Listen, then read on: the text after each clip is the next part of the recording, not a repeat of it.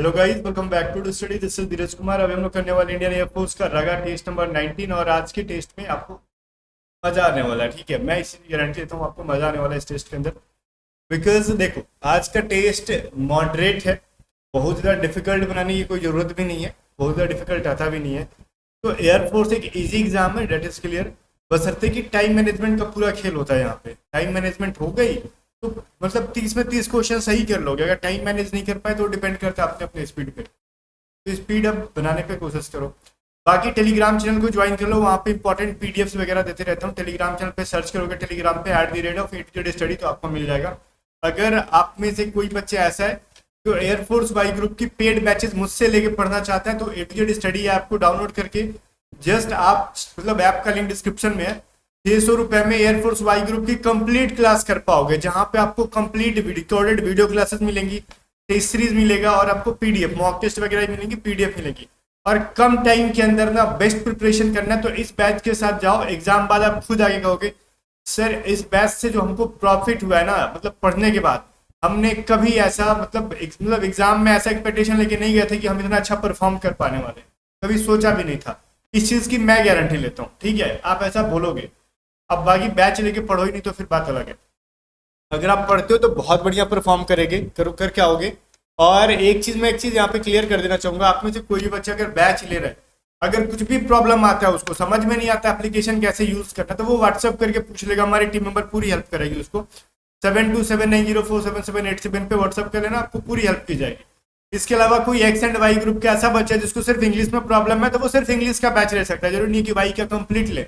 Y group का बच्चा सिर्फ इंग्लिश में तो इंग्लिश की बैच ले लो, या फिर आप एक्स ग्रुप से हो तो इंग्लिश की बैच लेके आप प्रिपरेशन को कंटिन्यू कर सकते हो, या फिर आप A2Z स्टडी ऐप के ऊपर वाई ग्रुप का मॉक टेस्ट भी लगा सकते हो। बाकी चलो आप एक बार ऐप को डाउनलोड करके चेक कर लो क्या क्या चीज़ें आपकी काम के लायक है वहां पर।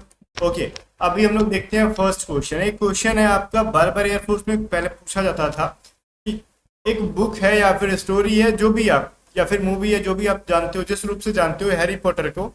अगर आपने अपनी लाइफ में कभी मूवी को देखा होगा तो समझ गए होगे, एक सीरीज थी ये हैरी पॉटर की। तो ये किसने लिखा था? तो जेके रॉलिंग के द्वारा लिखा गया था। ये क्या था भाई? ये सीरीज लिखा गया था जेके रॉलिंग के द्वारा। आप इसको बुक के तौर पे जानते हो या फिर एक वेब सीरीज मूवी जिस तरीके से जानते हो हॉलीवुड का, उस तरीके से जानो। हैरी पॉटर जो है लिखा गया है जेके रॉलिंग के द्वारा। एक क्वेश्चन था कि प्लासी का युद्ध के बाद ना बंगाल का नवाब किसको बनाया गया? भाई पहली बात तो प्लासी का युद्ध कब हुआ? प्लासी का युद्ध पूछ सकते हैं 1757 ईस्वी में। कब? 23 जून को। ठीक है, 23 जून 1757 में। किसके किसके बीच? तो ब्रिटिशर्स के बीच और बंगाल के नवाब के बीच। तो किसके बीच? तो याद रखोगे बी एंड बी के, मतलब बीबी के बीच हुआ था। प्लासी का युद्ध किसके हुआ था? तो बीबी के साथ में हुआ था, बीबी के बीच में हुआ था। बोलोगे बीबी का मतलब क्या सर? तो बी से ब्रिटिश और बी से बंगाल का नवाब। ठीक है, इस तरीके से याद रखोगे। तो अभी इसके बीच में कौन था? इसके तरफ से जो सेना था ब्रिटिश के तरफ से, तो ये था रॉबर्ट क्लायू। कौन था पूछ सकता है? प्लासी के युद्ध में अंग्रेजी सेना कौन था जिसने बंगाल के नवाब को हराया? तो वो था रॉबर्ट क्लायू। ठीक है, क्लायू ऐसे करके लिखते हैं उसको शायद। और ये बंगाल का नवाब कौन था? सिराजुद्दौला। तो ये जो चीज है आप, सिराजुद्दौला, इन सभी चीजों को आप थोड़ा सा ध्यान में रखोगे। इसमें हार गया था सिराजुद्दौला, ब्रिटिशर्स ने, मतलब रॉबर्ट क्लायू ने इसको हरा दिया। उसके बाद उसने मीर जाफर को वहां का नवाब बना दिया। देखो, ब्रिटिशर्स ना खुद जाके राज्य करना नहीं चाहते थे। वो इन्होंने जो भारत में रह रहे थे, भले ये लोग भी विदेशी थे एक तरीके से, जितने बंगाल के नवाब या फिर सिराजुद्दौला, बिकॉज वो लोग तो इंडियन थे नहीं, बाहर से आए हुए थे सब। तो यहाँ पे जो उस टाइम पे शासन कर रहे थे ना, उनको ये मारना मार पीट के हटाना नहीं चाहते थे। वो चाहते थे तुम शासन करो लेकिन मेरे अंडर में करो। ठीक है, तुम जैसे मैं कह रहा हूँ उस तरीके से शासन करो। तो वो सिराजुद्दौला सोचता था नहीं, मैं इनकी बातों को नहीं सोचूंगा, लड़ूंगा, मतलब उनकी बातों को नहीं मानूंगा। तो इनके बीच युद्ध हो गया, प्लासी का युद्ध। कब? 23 जून 1757 को। इसके बाद जो होना था मैंने बता ही दिया आपको। हटा के इसको फिर मीर जाफर को वहां के शासक बना दिया गया, नवाब बना दिया गया। फिर 13 नंबर कह रहा है मैगिनॉट या फिर मैजिनॉट रेखा किस देश के बीच में है? तो ये फ्रांस एंड जर्मनी के बीच में। आप इसको याद रखोगे। जैन धर्म के पहले तीर्थंकर कौन थे? ये बहुत बड़ा मतलब इशू है यहाँ पे। बहुत सारे लोग ना महावीर जैन को कह देते हैं, तो ये बहुत खतरनाक क्वेश्चन है। क्या देते हैं अगर पूछा जाए ना कि बताओ जैन धर्म के संस्थापक कौन थे, तो पट से बोल देते हैं महावीर जैन। क्या लोचा है भाई, वो सबसे अंतिम थे। तीर्थकर का मतलब जैन धर्म में गुरुओं को ना तीर्थकर के नाम से जाना गया। प्रथम कौन थे? ऋषभ देव। जो प्रथम होंगे वही स्थापना करेंगे, तभी तो वो प्रथम होंगे। ठीक है, तो महावीर जैन, देखो जैन धर्म के अंदर टोटल कितने तीर्थकर हैं? जैन रिलीजन के अंदर कुल मिला के 24 तीर्थकर हैं, और महावीर जी सबसे अंतिम वाले थे। महावीर जैन जो थे वो सबसे अंतिम थे, लास्ट थे, 24th। ठीक है ना, ये चीज याद रखोगे, तीर्थकर थे वो। आगे देखो, कह रहा है जीपीयू का फुल फॉर्म क्या होता है? Graphics processing unit. आपने सुना होगा कंप्यूटर वगैरह में जीपीयू, नहीं सुना तो फिर आपका प्रॉब्लम है। अगर देखो ग्राफिक्स कार्ड अगर बढ़िया रहेगा तो गेमिंग वगैरह में थोड़ा आसानी हो जाती है, आपकी वीडियोस क्वालिटी या फिर गेमिंग की जो यूआई यूजर इंटरफेस वगैरह जो बहुत क्लियर दिखाई देती है। तो बोलते ना कि ग्राफिक्स कार्ड कितना है, तो आप बोलते हो इतना महंगा है, ये इतना है उतना है। जितनी बढ़िया ग्राफिक्स कार्ड रहेगी, मतलब वही है, जितना जीपीयू बढ़िया रहेगा आपका ग्राफिक्स प्रोसेसिंग यूनिट उतना बढ़िया काम करेगा। जैसे सीपीयू जितना मतलब स्ट्रांग बनवाओगे आप, सीपीयू सेंट्रल प्रोसेसिंग यूनिट के अंदर जितनी भी स्ट्रांग चीजें लगवाओगे आप, ठीक है, ये पूरा क्या होता है, कंबाइंड होता है, इसी के अंदर सब कुछ लग जाता है, रैम वगैरह जीपीयू वगैरह सब कुछ। तो उतना कहते हैं ना कि कंप्यूटर फास्ट करेगा, लेकिन सीपीयू के अंदर ही एक चीज मिल जाता है आपको, जीपीयू, जो कि ग्राफिक्स को सुधारता है कंप्यूटर के। ये जितना स्ट्रांग रहेगा उतना बढ़िया दिखेगा, स्मूथ चलेगा गेम वगैरह कंप्यूटर में। गेमिंग क्या, वीडियो एडिटिंग वगैरह बहुत सारी चीजें आसानी से हो जाती है। भारत के वर्तमान उपराष्ट्रपति कौन है? भारत के प्रेजेंट वाइस प्रेसिडेंट पूछ सकता है एग्जाम में, जगदीप धनखड़ है। ठीक है, पिछले साल ही बने थे। ब्राजील की मुद्रा का क्या नाम है? तो ब्राजील की मुद्रा का नाम है रियाल। अगर आपको पता है तो ठीक है, अदरवाइज रट लो। अगर कैपिटल में पूछूं कहाँ पे है ब्राजील का, बताओ राजधानी कहाँ पे है, कमेंट करके बताओ, देखते हैं कितने लोगों को पता है ब्राजील की राजधानी कहाँ पे है। कह रहा है ए और बी एक काम को मतलब एक साथ काम करने पे 6 दिन में 30% काम खत्म कर लेते हैं। बी अकेले 25 दिनों में समान काम कर सकता है। तो बताओ पूरा काम ए कितने दिन में करेगा? बी 25 दिन में कर पाता है कंप्लीट, ए कितने दिन में करेगा? कहोगे सर ये क्या लॉजिक हुआ? हाँ, इसमें दे रखा है ए और बी जो है ना वो 6 डेज के अंदर 30% कंप्लीट कर देते। 30% का मतलब 30/100, इतना काम 6 डेज के अंदर कर रहे हैं बोलो। तो कंप्लीट कितना दिन में करेंगे? 0 0 कट गया। और इसको उल्टा कर दो, 10/3 × 6, ये डेज मिल गया। 20 डेज के अंदर जो है ए और बी पूरा काम को खत्म कर लेंगे। तो मतलब बी पूछेगा कितने दिन में करेगा, तो कहते हैं ना कि ए और बी को मल्टीप्लाई कर दो 20 × 25 को, और बड़े में से छोटे को घटा लो। तो 20 × 25 डिवाइडेड बाई 5, ये 5 बार में कटेगा, तो 20 25 100। तो 100 दिन के अंदर ए भाई जो है कंप्लीट कर लेंगे पूरा काम।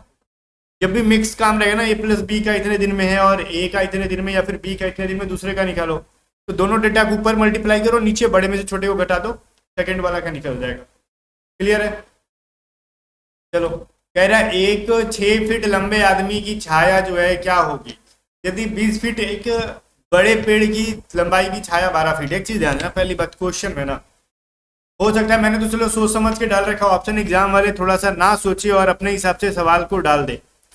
ठीक है, अब क्या कहेंगे, अपने हिसाब से डालने का मतलब, जैसे यहाँ पे 3 फीट की जगह 30 फीट डाल दें, यहाँ पे 380 फीट डाल दें, या फिर 38 फीट डाल दें, 36 फीट डाल दें।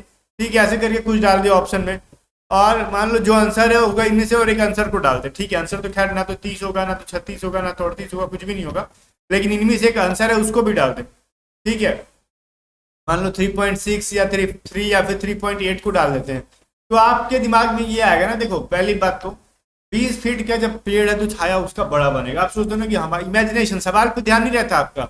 आप या फिर 6 फीट का इंसान है ना, तो ऑब्वियसली उसका छाया बड़ा बनेगा, क्योंकि अक्सर हमने देखा जब हम चलते तो हमारा छाया बड़ा बनता है। ये चीजें सोच के ना बड़ा बड़ा ऑप्शन पे ध्यान जाएगा और छोटे वाले पर नहीं जाता। पहली बात सवाल को देखो, अगर पेड़ जब 20 फीट का है, पेड़ की 20 फीट का 20 फीट का अगर एक्चुअल पेड़ है, तो उसकी शैडो 12 फीट की बन रही है भाई, कम हो रही है उससे, उसकी शैडो कम हो रही है। तो 6 फीट का जब इंसान है तो 6 फीट से कम का शैडो बनेगा, तो मतलब 6 फीट से कम वाला ऑप्शन होगा। ये तो पहला चीज क्लियर होना चाहिए।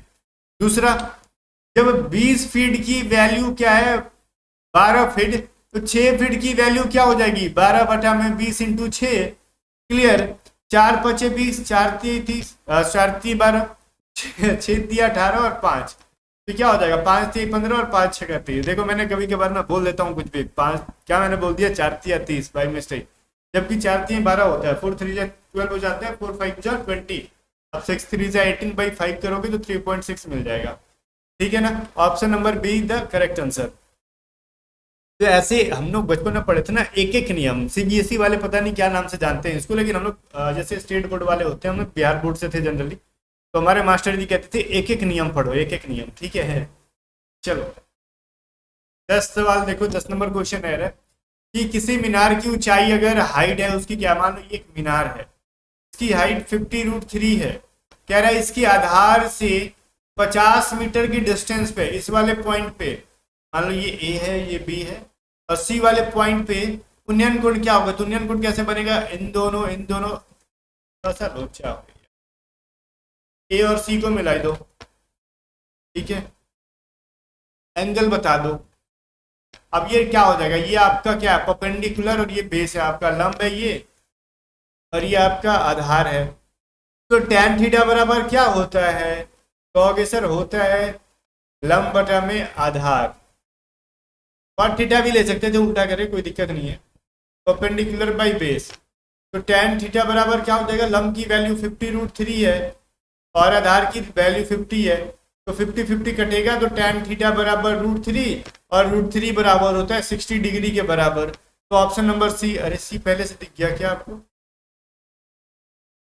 थोड़ा सा लोचा हो गया, इसका आंसर मैंने हाइड नहीं कर पाया था।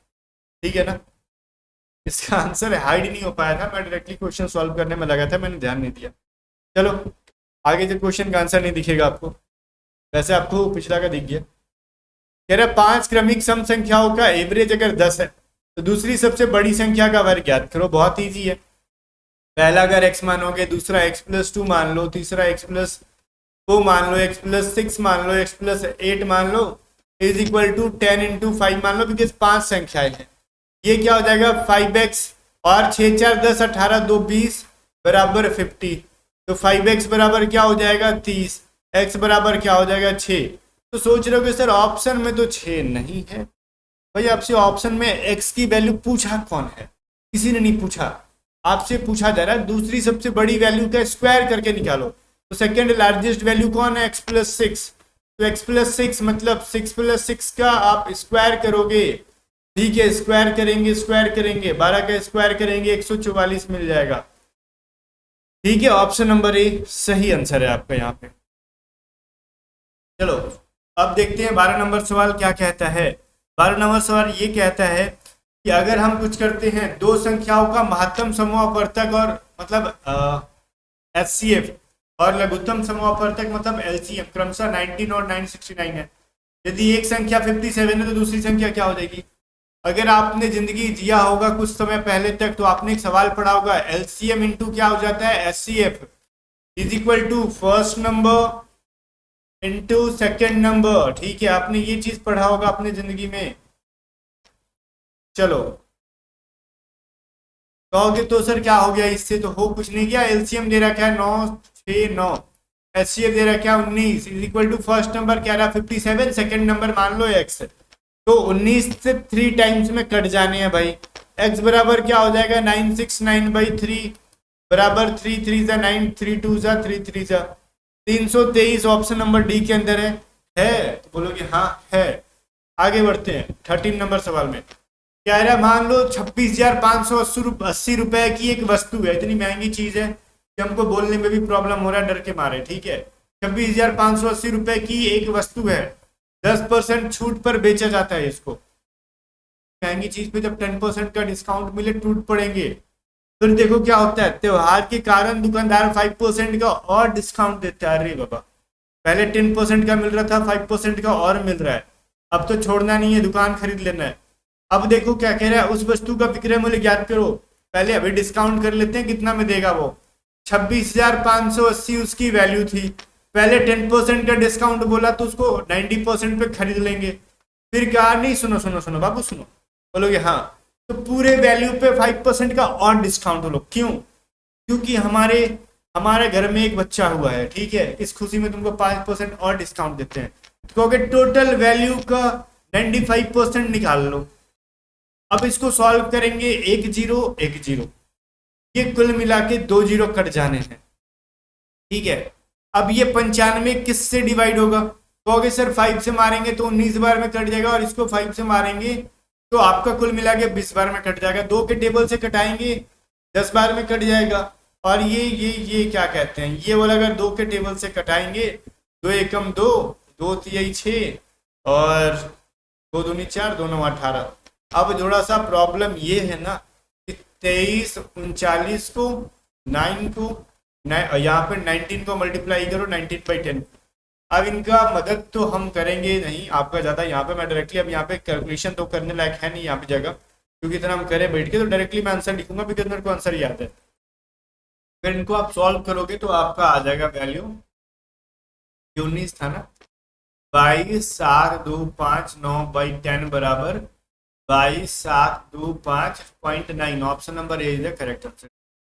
चलो मिल गया। तो ये जो सवाल तो इजी था, लेकिन आप फंसते कहाँ पे भाई, ये कैलकुलेशन करने में फंस जाते एग्जाम में। ठीक है, ऐसे ही सवाल दिया जाता है कि क्वेश्चन ना इतना इजी दे देंगे कि बाद में उसी में कैलकुलेशन डाल के आपको धमाल मचा देंगे। आप समझते रहना टाइम किस तरीके से मैनेज करना। कह रहा सुनो, एक त्रिभुज के 2 कोण है, वैसे तो 3 होते हैं, इसमें 21 डिग्री और 38 डिग्री है, तो मतलब तीसरे का पता नहीं है। कह रहा सुनो, अगर यहाँ पे 21 डिग्री 38 डिग्री दे रखा है, तो ये ट्रायंगल किस टाइप का ट्रायंगल है? बोलोगे पता नहीं सर, इसका वैल्यू निकालो।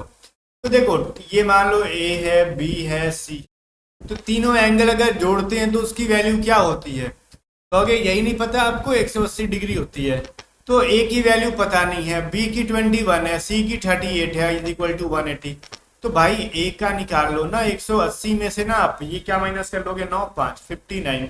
ठीक है, अगर हम 180 में से क्या करेंगे, 59 को माइनस कर लेंगे, तो ये कितना मिल जाएगा, 1 2 1, इसकी वैल्यू हो गई 121। और सुनो, जब भी किसी त्रिभुज की एक एंगल 90 डिग्री से बड़ी हो गई उसको कहते हैं ऑब्ट्यूज एंगल ट्रायंगल, मतलब अधिक कोण त्रिभुज। ये चीजें मैंने पहले भी पढ़ाई थी।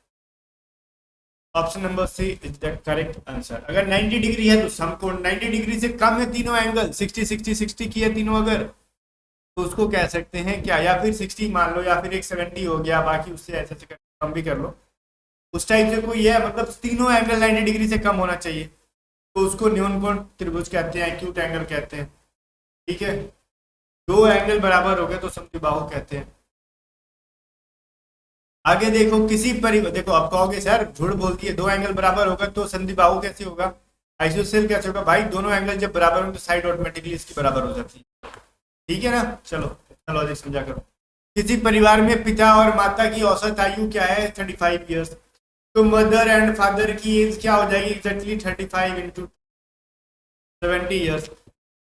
कह रहा है मदर फादर और उनके एकमात्र पुत्र सन, इनकी एज क्या हो जाएगी, 27, एवरेज है 3 से कर लो, 27 3 क्या हो जाएगा, 81। तो इसमें ना मदर एंड फादर का निकाल दोगे तो सन का निकल जाएगा, सन बराबर क्या हो जाएगा, 81 इंटू 11 साल का अपना छोरा है। ऑप्शन नंबर बी सही आंसर है।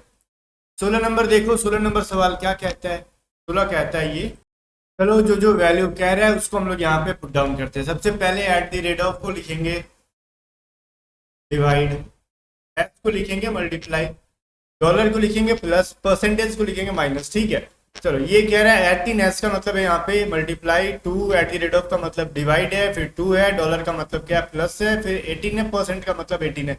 भाई पहली बात तो ये 2 डिवाइडेड बाई 2 1 हो जाएगा कट के, 18 इंटू 1 18 इंटू 1 1 हो जाएगा, प्लस ये प्लस और माइनस 0, तो इनका आंसर हो जाएगा 18।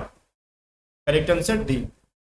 ठीक है, चलो 17 नंबर सवाल क्या कहता है, अगर हम 3 5 को या तो 11 बना सकते हैं या 3 7 को 60 बना सकते हैं। हमारे अंदर भगवान ने इतना सुपर पावर भर दिया कि हम देखो ऐसी ऐसी हरकतें करना शुरू कर दी है। 3 और 5 को 11 और 3 और 7 को 60, इनमें से कोई एक काम हम कर सकते हैं। हमारे पास ऐसी सुपर पावर आ गई है। कपिल शर्मा क्या करता है, लड़कों को लड़कियां बनाता है और हम 3 7 मिला के 60 बना देते हैं, 3 5 मिला के 11 बना देते हैं। सोचो, उससे भी आगे हमारी एजुकेटेड स्टडी टीम है। ठीक है, आप सब हो ऐसी ऐसी हरकतें कर रहे हो, तो किस तरीके से कर सकते हैं हम लोग? कहोगे सर 5 3 अगर जोड़ेंगे तो 8, ठीक है। अगर इसमें फिर 3 जोड़ देंगे तो 11, कहोगे ठीक है। लेकिन 7 9 जोड़ेंगे तो 16, तो ऐसे ही मिल गया, तो 13 में क्या बनाएंगे? कहोगे सर ये हरकत तो समझ में नहीं आया। ठीक है, चलो हम लोग यहाँ पे अब वर्टिकल देखते हैं, ऑरिजेंटल से काम नहीं चलेगा। तो ये 7 इंटू 3 क्या कह रहा है? 7 इंटू 3 21 हो जाएगा, 7 3 10 इंटू 6 कर सकते हो, तो ये भी नहीं बन पा रहा है। ये जोड़ेंगे तो ये 14 24 हो जाएगा। ठीक है, इसको भी मल्टीप्लाई करके 68 नहीं बना सकते, बट एक चीज कर सकते हैं। पहले वाले में 7 का 7 है ना, यहाँ पे मैं 4 लिख रहा हूँ। 7 का स्क्वायर में से 3 का स्क्वायर घटाएंगे तो क्या मिलेगा? 49, ये 3 है ना, 3 का स्क्वायर 9 होता है, तो हो 40 मिला, और 40 के अंदर 20 ऐड कर देंगे तो 60 मिल जाएगा। उसी प्रकार 13 का स्क्वायर में से अगर 11 का स्क्वायर घटाएंगे, 169 में से 121 घटा देंगे तो ये क्या मिल जाएगा? 48। 48 में से 20 ऐड कर देंगे तो वैल्यू हो जाएगी हमारी 68। ओके वाह सर, ऐसे करना था, ऐसे ही करना था। देखो 9 का स्क्वायर में से -5 का स्क्वायर कर दोगे, 81 माइनस 25। अब जो वैल्यू होगा उनमें से आप क्या करोगे भाई? आपको 20 ऐड कर लेने हैं। ये हो जाएगा इधर 6, और ये क्या हो जाएगा? फिर से इधर हो जाएगा 5 प्लस 20 कर लो, 76 हो जाएगा। ठीक है, चलो ऑप्शन नंबर डी सही आंसर है।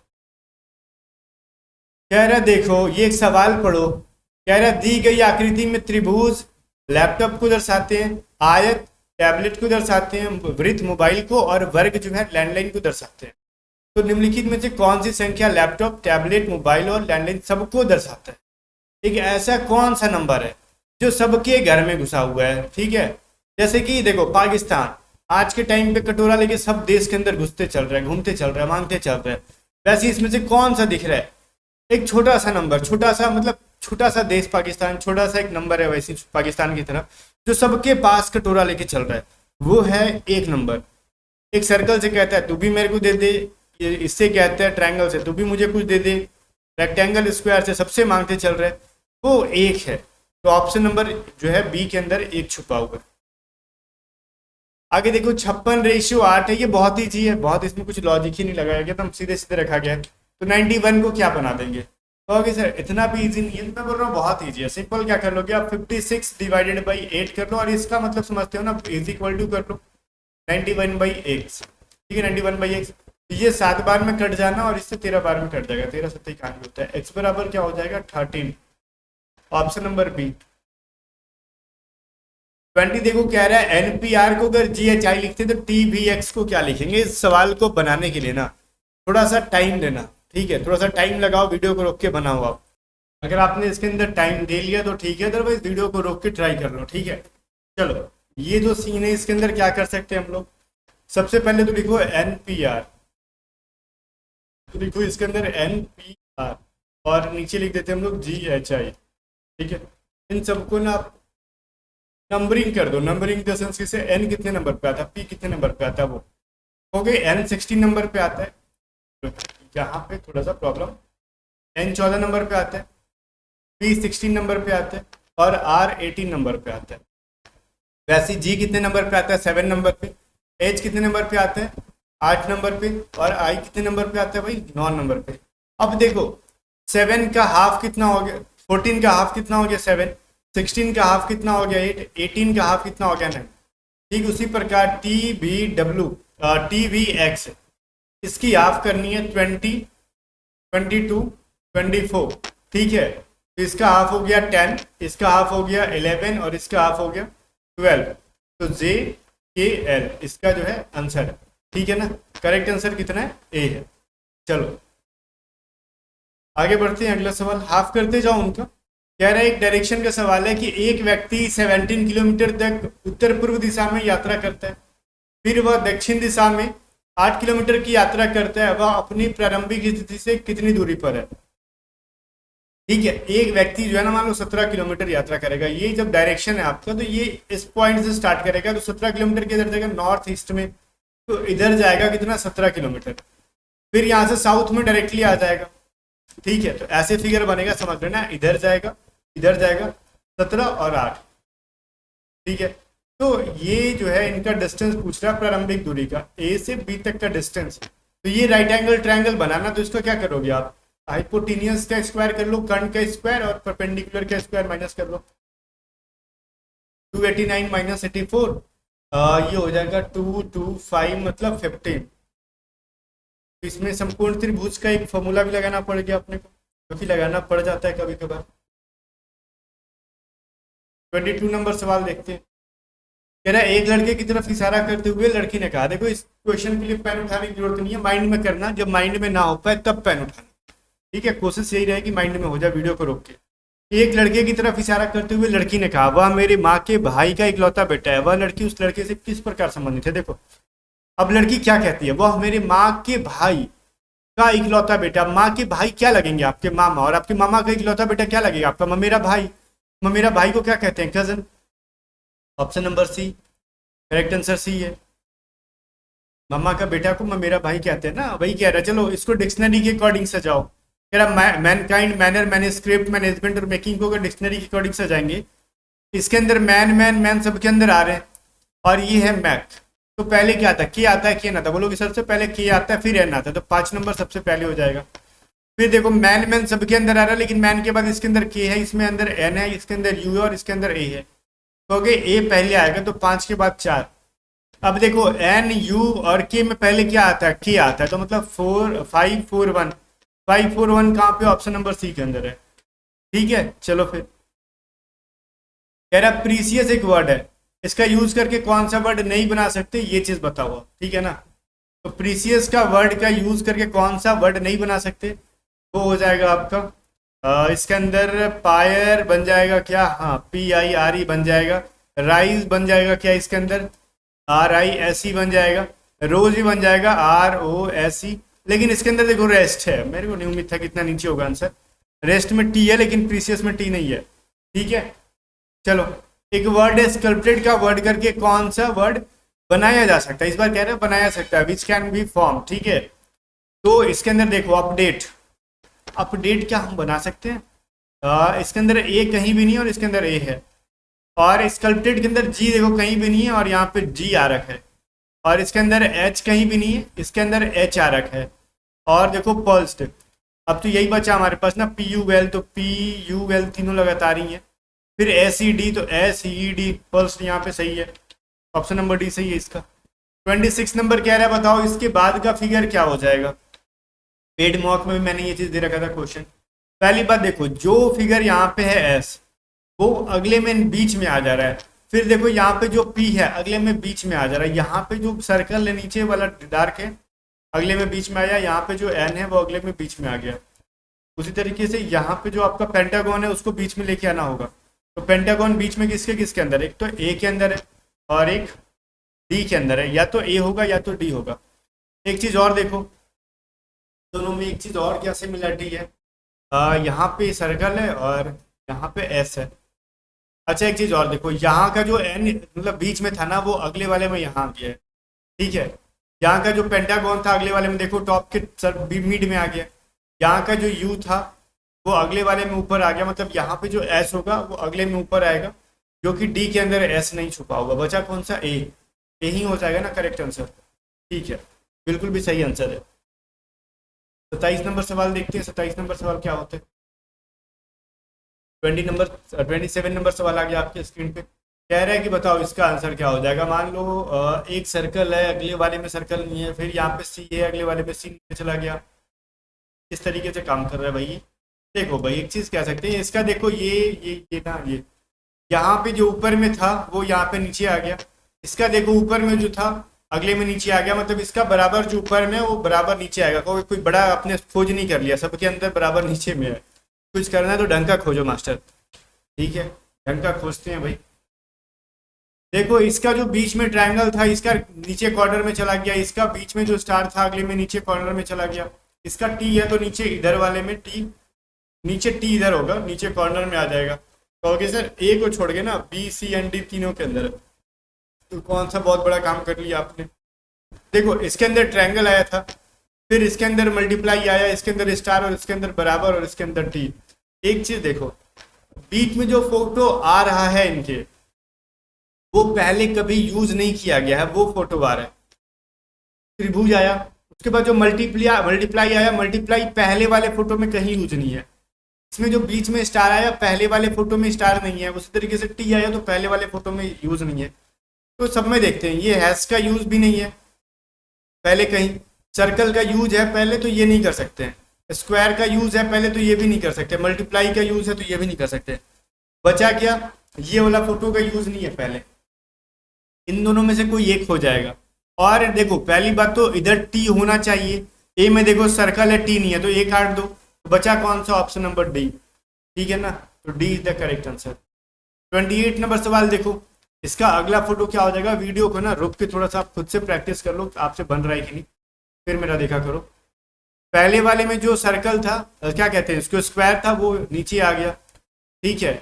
फिर देखो ये नीचे आ गया यहाँ पे, पर इस तरीके से परफॉर्म नहीं कर रहा है, इसको दूसरे तरीके से देखते हैं हम लोग, ठीक है ना। इसको अगर दूसरे तरीके से देखा जाए तो हमको एक चीज़ मिलेगा कि जो पहले एस था देखो लेफ्ट में, अगले में राइट में गया, फिर लेफ्ट में राइट में गया, फिर लेफ्ट में, तो एस इस साइड कहाँ होगा, यहाँ पे होगा, तो ई तो नहीं होगा, एस का उल्टा बना दिया गया है। इसमें डी में देखो एस यहाँ पे नहीं है तो ये भी नहीं होगा, और सी में भी एस यहाँ पे नहीं है तो ये भी नहीं होगा। ए एंड बी देखो हमने कितना इजीली सी डी और ई को हटा दिया रास्ते से, बचा हमारे पास ए और बी। देखो ये जो ट्रायंगल है ये किस तरीके से है, लेकिन ये ट्रायंगल देखो किस तरीके से, गलत तरीके से ए में लिखा गया ट्रायंगल को, इस तरीके से इसको लिखना चाहिए था, नीचे आएगा तो बी में, जो कि सही तरीके से ट्रायंगल का यूज है, करेक्ट आंसर बी हो जाएगा। 29 नंबर सवाल देखो, इसमें तो क्लियर है पहले चीज, ये देखो वीडियो को रोक के सॉल्व करो कि इसमें जो बराबर का साइन है इक्वल का वो आगे गया, फिर एक पोजीशन आगे गया, फिर एक पोजीशन आगे गया, फिर एक पोजीशन आ गया, तो अगली बार यहाँ पे ऊपर में सबसे आ जाएगा बराबर का साइन, राइट साइड ऊपर में कहाँ पे, ऑप्शन नंबर डी, और सिर्फ डी के अंदर है, बाकी किसी के अंदर नहीं है। हमने इसको इजीली खोज लिया, किसी एक पॉइंट को पकड़ के इजीली खोज सकते हैं। 30 नंबर सवाल देखो इजीली बन जाएगा, वीडियो को रोक के थोड़ा सा ट्राई करो आप खुद से। ये एक जो है ना इस तरीके का शेप देखो, अगली बार यहाँ आया, मतलब एक एंड दो पोजीशन आगे गया यहाँ से, इसमें इसके बाद देखो सिर्फ एक पोजीशन आगे गया, इसमें देखो 1 2 3, मतलब ये यहाँ पे आ गया 3 पोजीशन आगे गया, पहले 2 पोजीशन, फिर 1 पोजीशन, फिर 3 पोजीशन, फिर देखो 1 पोजीशन। बात समझ में आ रहा है, तो अगली बार क्या आ जाएगा, पहले 2 1 3 1, मतलब अभी देखो एक के बाद ना एक गैप करने के बाद सिर्फ एक ही पोजीशन बढ़ा, जब एक पोजीशन बढ़ गया तो जस्ट पहले वाले से एक पोजीशन ज्यादा ले जाओ, 4 पोजीशन बढ़ाएंगे, तो 1 2 3 4, मतलब ये वाला यहाँ पे आ जाएगा नीचे, सबसे नीचे कहाँ पे है, ई के अंदर है, करेक्ट आंसर क्या हो जाएगा, ई हो जाएगा, ठीक है। बाकी जाने से पहले कमेंट करके बताओ कितने क्वेश्चंस के आंसर आपने सही किए। बाकी ए टू जेड स्टडी ऐप का लिंक डिस्क्रिप्शन में, डाउनलोड करके पेड बैचेस ज्वाइन कर लो, कुछ भी प्रॉब्लम है व्हाट्सअप करके पूछो, सारी बैचेस आपको यहाँ पर मिल जाएगी। मिलते हैं नेक्स्ट वीडियो में, तब तक के लिए बाय बाय, वीडियो को लाइक करके शेयर कर देना।